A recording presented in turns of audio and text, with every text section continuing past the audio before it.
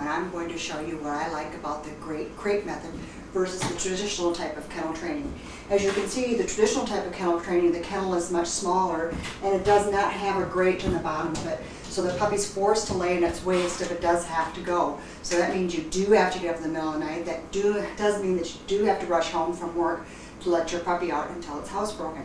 Also too, if you have to be away for a longer period of time, it doesn't have a nice backup plan, which means that once the puppy is housebroken, you can just leave the kennel door open, and if it has to go and you're not home yet, it chooses to go in here because you're not there to let it out the door.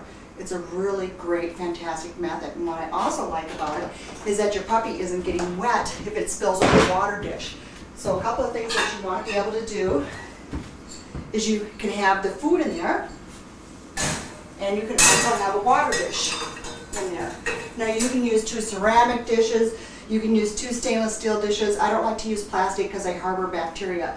But you also have to have something underneath the food dish, because if you don't, with the grate, it just falls to the grate and they can't eat. So you can either use a dry deck like this, or you can just use simply like a mat that you put in the bottom of your sink. That's what I find is the easiest and the cheapest. And you can also clean it. And you don't want to take up too much space, because you do want a large area in case the puppy does have to go to the bathroom free and clear, so it does fall through the grate. Also too, what's nice about this method is that the puppy can have the comfort of toys while you're away at work. So you want to make sure all the toys are chew-proof. So these ones I've already tested out with being supervised toys first, so the puppy can have this rope toy. Now not all rope toys are created equal. Tennis balls, and you don't want to give a small tennis ball to a big hunting dog, but a dog that's 15 pounds or less, as long as they can't swallow a whole, that's fine. This is a great one. It's nice hardened rubber. These are also 2 really fantastic ones. And a lot of people will tell you that rawhide is bad for them, and yes, that's true. If they can chew it down in a week or less, it's too small. Go to the next biggest size. Rawhide is very hard to digest, but it's the most favorite thing to chew on. And I'd rather have them chewing on the right things than the wrong things, like my furniture, shoes, things of that nature. And there's just newspaper in the bottom. And you're not here where you can use your nose, but if you can smell anything like ammonia or really bad number 2, that's telling you something's wrong with your dog. A lot of people don't realize that their dog has a bladder infection or some other ailment going on until it's wintertime and they see red in the snow for a bladder infection, or if they see butt scooting, or their dog's all of a sudden not wanting to eat or drink. I know it the day it happens because I can see it and I can smell it. And you can go to my ebook and it'll tell you all the different things to do and all the different cheap remedies that you can do so you don't have expensive vet bills. What the Grate is just simply just a wire mesh that allows everything to fall through. Now a lot of people go like, well, isn't that uncomfortable for the puppy's feet? Well, I've done lots of tests and I've never gotten any sores on any of their feet. Also too, they choose to go lay on the grate, especially when it's warmer out, because remember, the only way a dog can lower its body temperature is by panting. This allows the air to go underneath and above. What I also like about the Grate is that just having newspaper or a puppy pad on the floor, well, it hasn't gone through. Now it's still on their feet, and they track it around my house. Also too, my rugs are in jeopardy, my laundry, things of that nature. There's nothing else in my house that feels like this Grate, and that's why I like it so much. And the other reason why I like this type of kennel wire over the plastic that you saw previously is that this doesn't harbor bacteria. It allows the vitamin D from the sunlight to come in, and it's easier to clean. What you can do, if there's any number 2s that stick up on top of the Grate, is just get yourself a brush similar to this, and all you do is you just push it through. And to sterilize it, I like to use Pursue, but you can use bleach, and this is also the information in my ebooks. And you just spray it. Change out the newspaper, and you're done. It's a piece of cake. And the other reason why I like this particular kennel over other ones that are available is that this one folds out as like a suitcase. So there's no assembly involved. All it does is just snap together, which is really, really wonderful. And that means it makes it very easy for me to put in my car or take up to the cabin, or if somebody else is babysitting my dog, I don't have to worry about having a huge vehicle to get this into my car. But because it does fold down like a suitcase, and I have currently 28 nieces and nephews, what I do for extra precaution is I put a couple of extra stamps on the side of it.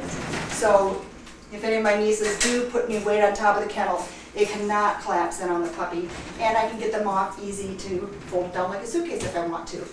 Also too, what I like about this kennel is that the grate, as you can see, is totally removable. So if I want to in the future, if I don't want to use the kennel because I no longer need it, what I can do, this is just another form of just showing you how you can put a tray with a grate right over the top of it.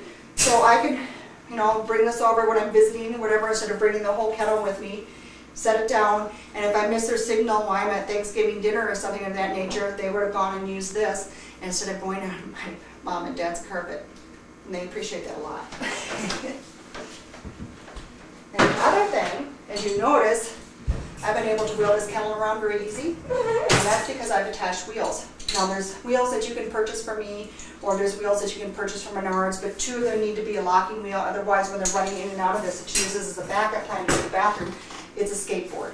But the other reason why I like the wheels is that if I put the puppy in here and they lift their head up and haul for a whole 5 minutes, then I can lock the wheels and I can wheel them into a different room. I'm playing talk radio for them so they can't hear my voice over the talk radio. You notice that there is currently at the moment 10 puppies in my house, and I don't think you've heard any of them bark, and that's because they don't know that I'm out here in the kitchen talking and it isn't playtime. Because of the talk radio, they can't distinguish my voice over the talk radio. And they don't care if it's sports, religions, politics. Don't worry, they won't get political on you. And what's really nice about it too is that with this particular kennel, it also has a top door on it. So I can wheel this into the other room while I'm watching TV. I can have this top door open. If the phone rings, I can put the puppy in here, and it's like a baby crib. They can't run off and have an accident somewhere. Now once they're totally housebroken, then I just leave this door open. Once they've proven to me several times that they will use this as a backup plan, then I know I can leave them alone and unsupervised. The way that I teach them to go outside is to ring a bell. And what I like about this is that it's portable. This is just a call bell. And what's nice about it is a nice pleasant sound. And what I do is I would just take, if this was the puppy, I would just take the front paw, push against here, then I take the puppy outside and they go, that's how the door opens. But remember, puppies have the minds of 2-year-olds. So if they're over there going again, then sometimes what you have to do is throw a toy across the floor and sneak this away for about 15 minutes and then sneak it back. They've forgotten about it by then. Also, another method that I like to do with housebreaking is because I enjoy playing with the puppies more than watching the clock. So I'll just set this for 60 minutes and I'll be playing with the puppy, and after 60 minutes they either go for the backup plan or they go outside. If I'm using this as a backup plan, then I'd put the puppy in there and I would close it for 2 to 5 minutes, and I wouldn't give them any eye contact, because as long as I'm giving them eye contact, they won't relax their bladder and go, because they think that there's a chance to come out and play, and they'd rather do that than eat, sleep, or drink, or go potty. And then, until they're housebroken, I will kennel them for an hour, and they can come back out for an hour. And once they're housebroken, then you don't have to worry about that system, but until they're housebroken, you want to let them know that they don't get to be out 24/7, because then when you put them in the kennel at nighttime, they're going to be howling. And I guess that's it in a nutshell.